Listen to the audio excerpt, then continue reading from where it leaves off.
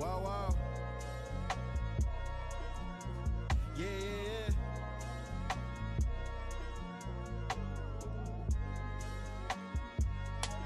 Yeah, yeah, Yeah. What's the deal, everybody? My name is Ricky Montoya, aka the Fooest of All Bears, and you are now tuned into I Think You're My Driver podcast.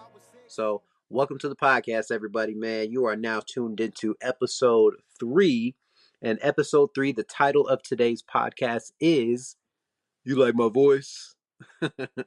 So, yeah, this is going to be one of those kind of podcasts. So, today is going to be a very special one, as you have heard in the difference in the intro music for this one. So, this signifies being the very first installment of the audio only series. So, basically, I'm going to do these back and forth to where I do some of these with the video recording and some of these with the audio recording.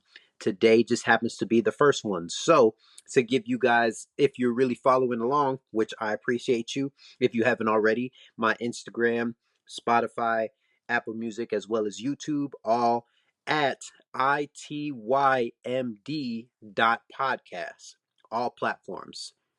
So to keep up with me, every time whenever you hear the intro music that just came on, that lets you know you're listening to an audio only podcast.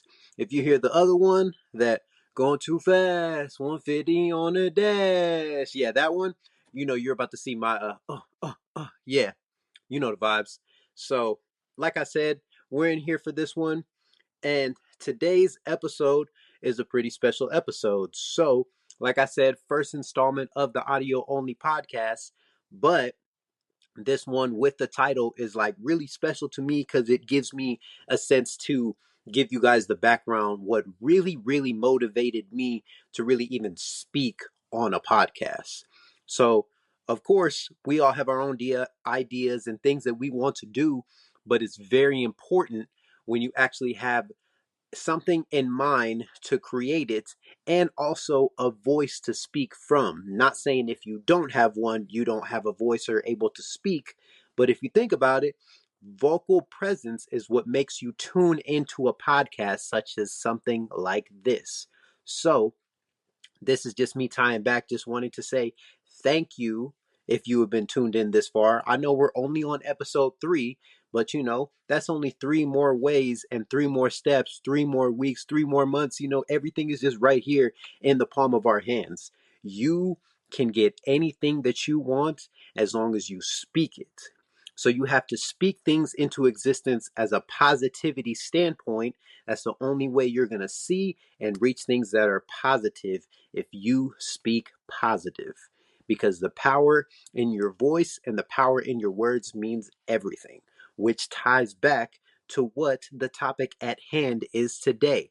So, just bringing this in, I just want to go ahead and get y'all warmed up. Like I said, today's just going to be one of those where I'm just talking. So, just go ahead, kick back, get you a water, get you whatever you're drinking. If you're on the work shift, I appreciate you keep that one headphone in. So, anyways, so we're just going to get this one started off here with the first opening topic here. Like I said, talking about my voice. So the main motivation for me even getting into a space such as this, using my voice, is actually because of previous occupations that I have held. So with every job that you hold, unless you work in a warehouse and you're just scanning things, your voice is going to be your best asset in something like this. Customer service is A1 whenever you're working in a customer facing position. But the biggest thing is you having a vocal presence that can either allow people to feel welcomed, or people will feel obligated to want to work with you because they like to hear you speak. So in my case, I have the sense where people enjoy working with me because I have a voice that people just, oh, wait a minute. So that's what brings us into today. So basically, I used to have this job where I used to have to make phone calls and reaching out to different people and asking other people for assistance. So this is a phone call service, so you're not seeing who the person is on the other line. So you have nothing but your voice to showcase for yourself to allow you to captivate people, bring people in, or do whatever you need to do. So I'm calling into this line, I'm needing some assistance with something. And basically, how I do it, I put my personality on the forefront of everything. I wear my personality on my sleeve. So that lets you know who I am. So I'm sitting there, I call in and I say, hey, nice to meet you. Good morning, good evening, good afternoon. My name is Ricky. How are you doing today? My number one opening. So some people will kind of take it a weird. I've heard people kind of like the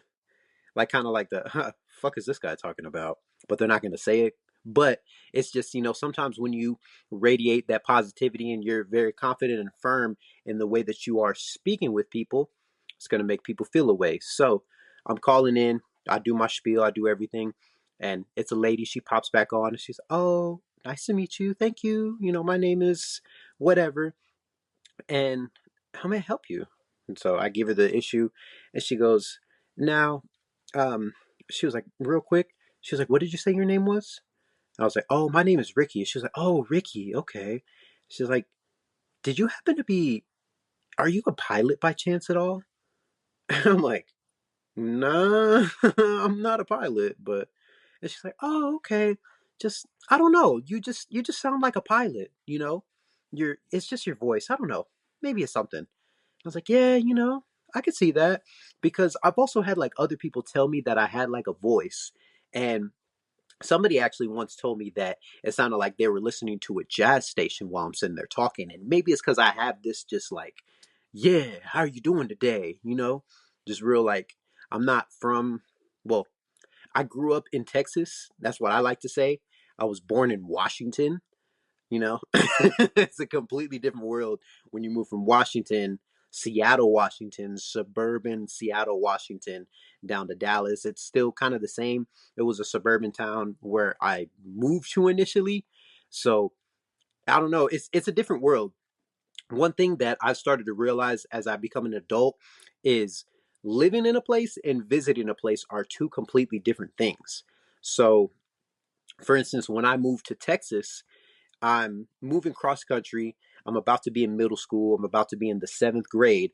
So this is like a very like pivotal point in my life to where it would be very, very important for me to have a voice. Now, that's me having to rebuild confidence being that you're moving states. So when you're used to moving, you kind of adapt to things. But no matter if you're used to moving or not, when you're moving to a completely different area, nowhere near where you initially grew up, learned about things, it's very tough regaining that confidence and kind of just building yourself back up to make sure you could be this person in this new space. Because yes, you are a new person, so it's already kind of awkward and tough for you. But the big thing about being the new person is you not making yourself the new person. So even though I got moved and I had to change scenery, relearn and rewire my brain, on top of that, I actually never had a phone until I was a junior in high school. I was 17 years old when I got my very first operable phone. And it seems like nothing to like most of us now because we're in our 20s. Some people are in their 30s. If you're listening to this, I appreciate you. Um, but it at that point in time, it just seems like such like a, oh my gosh, I don't have a phone. I got friends that, bro, so I was texting such and such last night, or bro, so somebody called me and they told me about this because of such and such. So I don't have a phone and I'm not able to see like all the upcoming music, see all the upcoming memes, or, my wife always talks about Vine.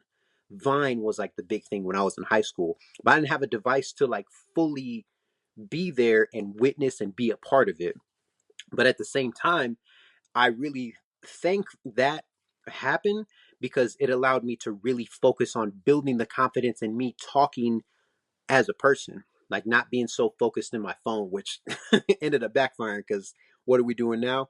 I'm talking and you're listening on a phone. So everything kind of turned around. But at the same time, like these social skills that you develop before you have a phone are very pivotal. Like if you get a chance to really hang out with like your older cousins, your older relatives that are in their 30s and they were young adults or teenagers in the time whenever we were in elementary school and we're getting all this stuff, they have a completely different outlook when it comes to communication. So I was always kind of around older people. So I feel like that also kind of helped build that inner confidence in me because it's all about word of mouth. It's all about how you can bring a person in. So the biggest thing is you having a captivating voice. So you got to just, hey, how you doing today? How you doing? You got to make sure you get close, make them feel comfortable. But at the same time, you also got to learn how to properly use your voice and properly use these words when you're talking to certain people. So that just, go ahead and wraps that up. So that's the number one thing that you got to really, really know whenever you're doing something like this, especially as a driver, is your voice, your tone of voice, what you are saying, and how you are saying it. So if you could just get that down when it comes to you using your voice, everything that I'm running through and giving you these little small tips, I'm dropping you gems, gems by gems by gems. You could take it however you want. Take it as a grain of salt or don't use it at all and just listen to the stories that I tell you. You go however you want to about it. Either way it goes, if you rocking with me, I'm rocking with you. You understand me? So yeah, let's go ahead, moving on to the next topic, right? I have something that I've learned to realize when it comes to you having this like captivating voice. You make people feel comfortable. So in the terms of me being an Uber driver, a lot of the times I've been put in situations where people will really get in the car and just dump on you, bro. And one thing that I've understood is that everybody explains it as, I'm never going to see you again. You're a stranger. This is the first time we're meeting, more than likely, and I'm never going to see you again. So, yeah, I'll tell you whatever's going through. I'm not thinking this way. The fact that people really are just like, you know what? You know what? I'm going to get in the car with this Uber driver. Like, I've been feeling away because, like, my coworker's pissing me off because, freaking the dude that I work with, he's fucking my best friend, and like I'm mad because I told him that I wanted to wait, and I'm like, what? And I'm like, why are you getting in the car with a stranger? And the first thing that you're thinking about is like, man, let me go ahead and tell this gentleman about my situationship that never became a situationship. Like the shit don't make sense. But I'm glad that people feel comfortable enough to have certain conversations with me, even though I'm a stranger. And that just like really, I'm gonna say, gives me the battery in my back, if I'm being completely honest. And it's put me in weird situations, but also in the sense to where I've I feel comfortable enough to say things. And I'm not saying like necessarily inappropriately because I'm not that kind of person, but specifically one time, this is going to be a short one that's going to transition into another one. So, specifically one time, I had this one lady that I picked up, and when she opened the door, I asked her, "Hey, are you such and such?" And she goes, "Yeah." "Are you sober?" And I said, "Excuse me? Am I sober?" And she was like, "Okay," and gets in the car. And so she goes to tell me that apparently she had taken a Uber. I think she said it was like 2 or 3 days prior to that. And she said that the dude was like visibly, I can't remember. She said he was drunk or high. I can't remember. I want to say she said that visibly she could tell that he was on something. And I was like, oh, okay. I was like, that's scary. So she explained that the reason that she was able to pick that up, which I feel like anybody can, but she said that specifically, I was married to a man for however many years. I think it was like 17 years, who was an addict. And she was like, and he did everything. I was like, everything? And she literally, like, I questioned it to just be surprised. I didn't expect her to literally go down the list of all of the drugs, and even to the point to where she didn't know the name of some of the drugs, but she knew he was on it. So, but I don't know. Saying that out loud sounds ridiculous because if you don't know what kind of drug it is, how do you know that he's on the drug if you don't know it? But then I guess they had conversations. Anyways, I'm getting way off track. Um, freaking, she goes, yeah, he did this, he did this, he did this, he did this. It was like coke, weed, pills, needles, heroin. No, she said he did that stuff, that that brown stuff, and I was like, brown stuff. She goes, yeah, yeah, the brown stuff. You know it, and she starts pointing at her arm, and I was like, oh, heroin.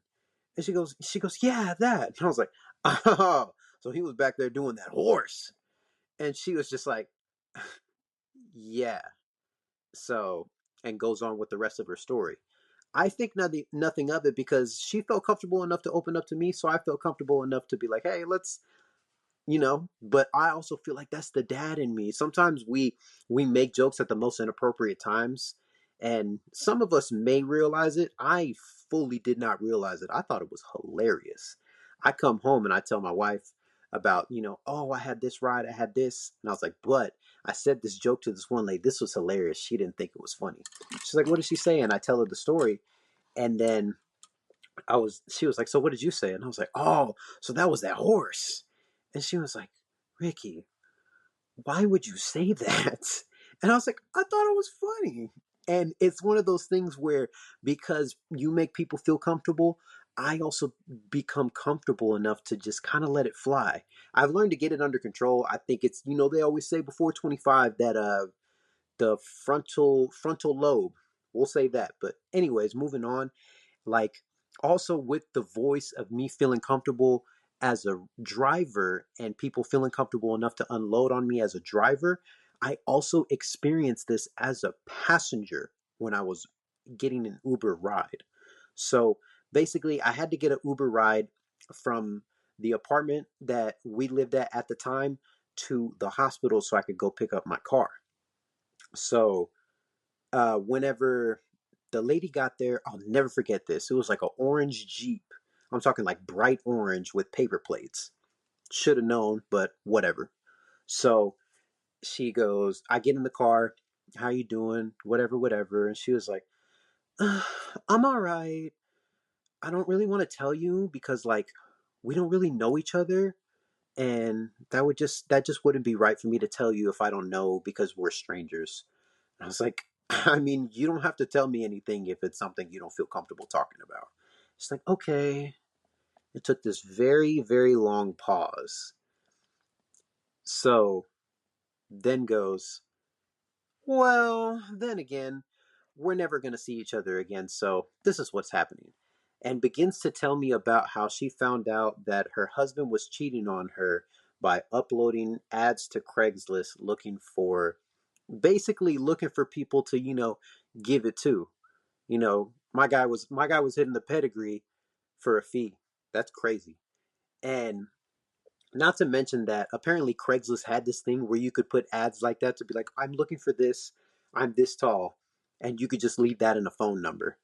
But this dummy had pictures of himself on the profile on Craigslist. And the lady's best friend found out about it, and apparently she was like at a point to where she was like, we just had a baby, we got this, and I found this out, and we've been married for I don't remember. And she's like, I'm kind of just thinking about divorce and thinking about this.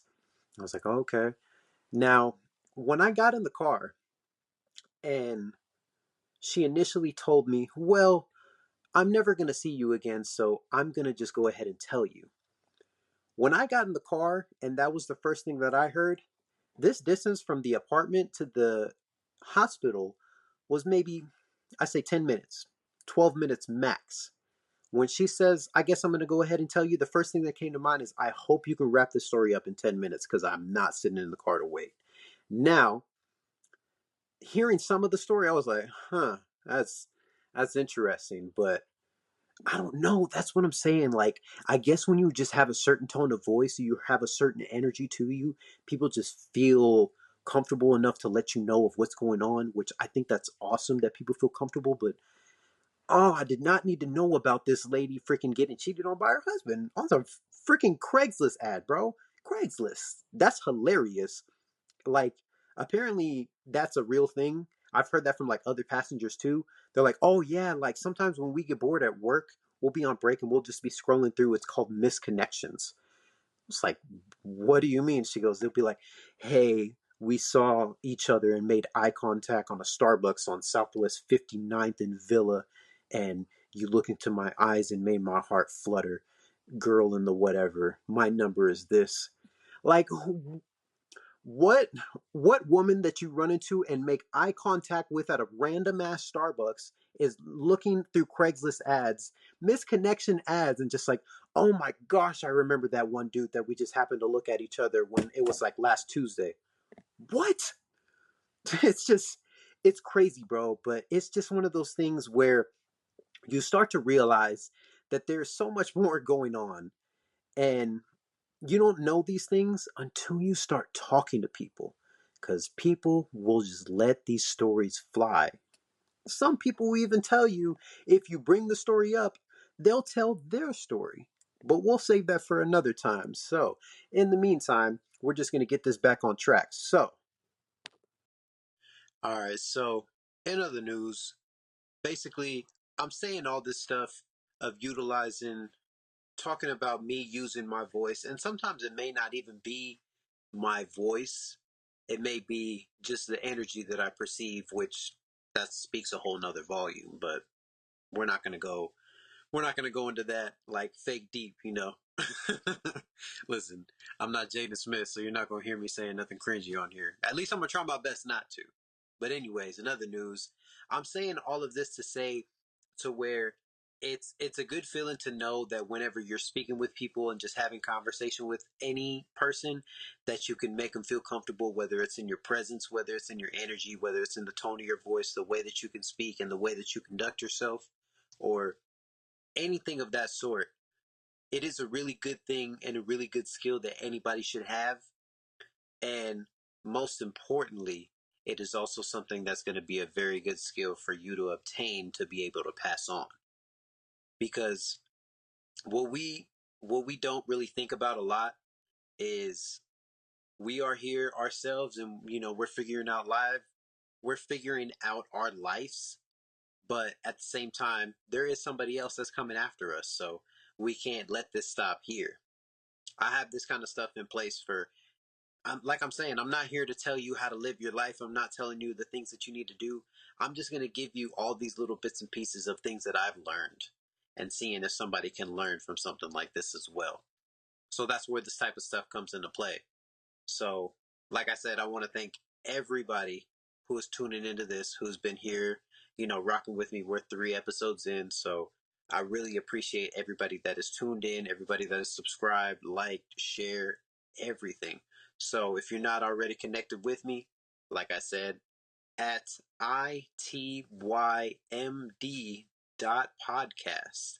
That's on Instagram, that's on Spotify, that's on Apple Podcasts, that's on YouTube. Probably going to be some other places soon. We'll see what happens in the works. And if you want to keep up with everything, if you're listening on Spotify, drop a like. If you're listening on Apple Podcasts, drop 5 stars, drop a like. If you're listening and watching on YouTube, drop a like, drop a comment, share, subscribe, do everything. So I'm tuning out. I'm going to go ahead and sign off on this one. Here. Like I said, episode 3, I Think You're My Driver podcast, hosted by yours truly, Ricky Montoya, aka the Fullest of All Bears. And thank you so much for tuning into today's episode. Signing off. Hey, recipe for greatness, moving on stepping stones. Come way too far to become unknown. Waited too long, now I'm out my zone. Gotta dump out that trash and I gotta go. Man at the house, it's like I was 6. So please excuse me, I'm about to trip. I say please excuse me, I'm about to flip. Say the shit ain't gonna work without confidence. If it ain't making dollars, ain't making sense. This will big thing you gon' pay all the rent. At this rate, yeah, I know I'ma need a 10. So I'm back with the Sharks and I'm playing defense. Ayy, got my ego tucked in this waistline. Hoping you don't waste time. Really, I'ma take mine. If it's 2-3, I got the baseline. Thinking it's a game, try to place mine. FaceTime, really, I'm a K9. Fuck